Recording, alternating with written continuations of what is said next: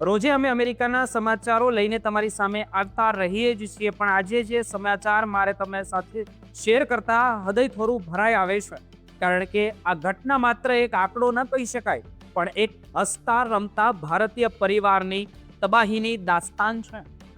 ઓસ્ટિનના waste street વિસ્તારમાં જે લોહીની હોળીઓ ખેલાઈ ગઈ, તેમાં સૌથી મોટું બલિદાન આપણી 21 વર્ષની દીકરી સવિતા શાહને આપ્યું છે. સવિતા તેમના માતા પિતાની એકમાત્ર સંતાન હતી, જે પોતાની મહેનતથી યુનિવર્સિટી ઓફ ટેક્સાસમાં ગોલ્ડ મેડાલિસ્ટ બની હતી અને માત્ર 2 મહિનામાં જ ગ્રેજ્યુએશન થઈને તેના પિતાનું માથું ગર્વથી ઊંચું કરવાની હતી. તેના પિતાએ અને માતાએ હજુ તો દીકરીના દીક્ષાંત સમારોહ માટે નવા કપડાં લેવાની તૈયારીઓ કરી હતી, પણ કિસ્મતે તેમને દીકરીનો દેહ લેવા માટે મજબૂર કરી દીધા. હુમલાખોર જે છે તેમણે ઈરાન પ્રત્યેની પોતાની વફાદારી સાબિત કરવા માટે નિર્દોષ વિદ્યાર્થીઓને નિશાન બનાવ્યા. તેણે સવિતાના સપનાઓને એક પળમાં જ રાખ કરી દીધા. સવિતાના માતા પિતાએ જે તે કરુણ શબ્દો સાંભળીને પથ્થર દિલના માણસની આંખમાં પણ આંસુ આવી જાય કે અમારું સર્વસ્વ લૂંટાઈ ગયું છે. સવિતા માત્ર એક તેજસ્વી વિદ્યાર્થીની જ નહોતી, પણ તે ઇન્ડિયન સ્ટુડન્ટ યુનિયનની પ્રેસિડેન્ટ તરીકે સેવા પણ આપતી હતી અને હંમેશા પોતાની સંસ્કૃતિ સાથે જોડાયેલી રહેતી હતી. આ હુમલામાં જે રીતે ભારતીય મૂળના વિદ્યાર્થીઓને નિશાન બનાવવામાં આવી રહ્યા છે, તે જોઈને એક ગંભીર પ્રશ્ન મારે તમારી સાથે કરવો છે કે પછી ઊભો થાય છે આ પ્રશ્ન: શું અમેરિકામાં ભારતીયો હવે સુરક્ષિત નથી?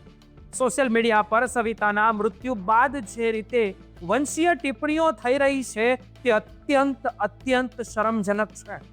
લોકો કહી રહ્યા છે કે ભારતીયોએ ભારત પરત ફરી જવું જોઈએ, પણ કોઈ એ નથી જોતું કે સવિતા જેવી દીકરીઓને પોતાની આવડતથી અમેરિકાની ટેકનોલોજી અને અર્થતંત્રમાં કેટલું મોટું યોગદાન આપ્યું છે.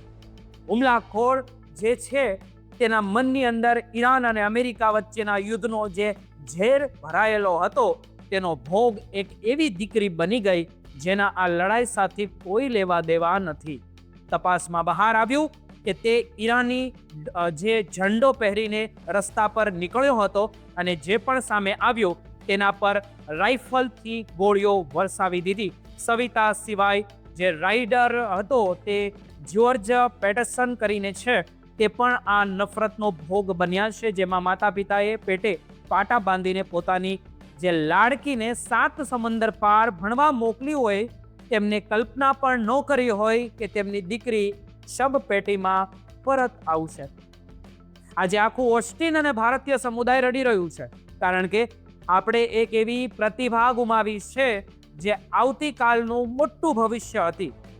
સવિતાની માતાના આક્રાદ અને પિતાની ખાલી થઈ ગયેલી ગોદ આજે ન્યાય માંગી રહી છે કે આ ઘટના એ વાતનું પ્રમાણ છે કે જ્યારે આંતરરાષ્ટ્રીય સ્તરે યુદ્ધ ફાટી નીકળે ને, ત્યારે તેની કિંમત સવિતા જેવા નિર્દોષ ભારતીયો કે પછી અમેરિકન્સને જ ચૂકવવી પડે છે.